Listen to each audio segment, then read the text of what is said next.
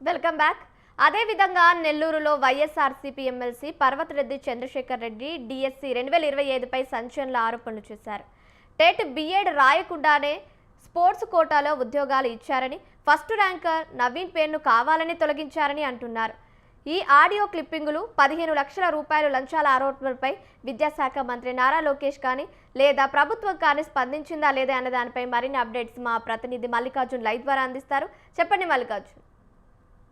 Good morning Kavya. అయితే MLC Parvathareddy Chandrasekhar Reddy కూటమి ప్రభుత్వంపై రాష్ట్ర మంత్రి నారా లోకేష్, విద్యాశాఖ మంత్రి అయిన నారా లోకేష్ పై సంచలన వ్యాఖ్యలు అయితే చేశారు. అయితే టీచర్ పోస్ట్ కి 15 లక్షల రూపాయలు తీసుకొని టీచర్ పోస్టులు ఇస్తున్నారని ఆయన ఆరోపణలు చేయడంతో ఒక్కసారిగా రాష్ట్రంలో కలకలం రేగిందని చెప్పవచ్చు. అయితే ఆడియో క్లిప్పింగ్ కూడా ఒకటి మొత్తం తెర మీదకి తీసుకొచ్చారు. అయితే 15 లక్షల రూపాయలు ఇస్తే వెంటనే టీచర్ పోస్ట్ వస్తుందని కూడా ఆడియో క్లిప్పింగ్ లో కూడా రావడం కూడా అది ఒక సంచలనంగా మారిందని చెప్పవచ్చు. అయితే 2025 డిఎస్సిలో భారీ అక్రమాలు చోటు చేసుకున్నాయని చెప్పి ఆయన తీవ్రమైన ఆరోపణలు చేశారు. అలాగే బిఏడి కానీ అలాగే టెట్ రాయకుండా కూడా స్పోర్ట్స్ కోటాలో కూడా కొందరికి సంబంధించి ఉద్యోగాలు ఇచ్చారని చెప్పి కూడా ఆరోపణలు చేశారు. అయితే స్పోర్ట్స్ కోటాలో ఎలా ఇస్తారు, సుప్రీంకోర్టు ఆర్డర్స్ కూడా ఉన్నాయని కూడా ఆయన సంచలనమైన వ్యాఖ్యలు చేశారు. అలాగే 3.5 అంటే 3,50,000 మందికి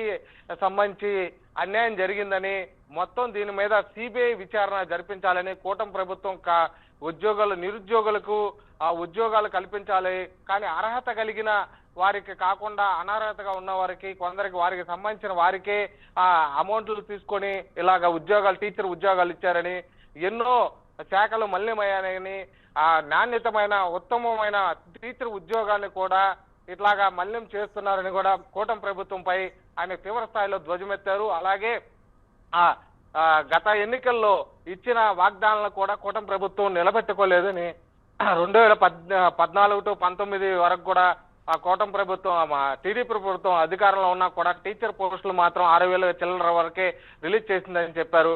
అలాగే ఇప్పుడు కూటమి ప్రభుత్వం చాలా అన్యాయం చేసిన టీచర్లు కానీ గత వైసీపీ పాలనలో 21,000 మందికి టీచర్ పోస్టులను భర్తీ చేశామని కూడా 1998 డిఎస్సిలో కూడా రాసి ఉన్న అర్హత కలిగిన వారికి కూడా పోస్టులు ఇచ్చామని, తమ ప్రభుత్వం పారదర్శకమైన ప్రభుత్వంగా పనిచేసిందని చెప్పి కూడా ఆయన ఎమ్మెల్సీ పర్వతరెడ్డి చంద్రశేఖర్ రెడ్డి చెప్పారు. అలాగే మంత్రి నారా లోకేష్ కానీ అలాగే చంద్రబాబు నాయుడు కానీ ఒకసారి పునరాలోచించి వెంటనే అర్హత కలిగిన టీచర్ కి సంబంధించిన డిఎస్సి నోటిఫికేషన్ లో ఎవరైతే అర్హత కలిగి ఉందో వారికి వెంటనే ఉద్యోగాలు ఇవ్వాలని కూడా ఆయన డిమాండ్ చేస్తున్నారు. అలాగే డిఎస్సిలో 2025లో నవీన్ అనే వ్యక్తి ఫస్ట్ ర్యాంక్ వస్తే అతని పేరు కూడా ఆన్లైన్ లో ఫస్ట్ పెట్టి తర్వాత వెంటనే తీసేశారు. రెండో లిస్టు పెట్టినా కూడా ఆ మెరిట్ లిస్ట్ ను కూడా తీసేశారని చెప్పి కూడా ఆయన సంచలనమైన ఆరోపణలు చేశారు. ఇలాగ ఎందుకు తీసేస్తున్నారు, ఆన్లైన్ లో పెడితే ఖచ్చితంగా ఆన్లైన్ లో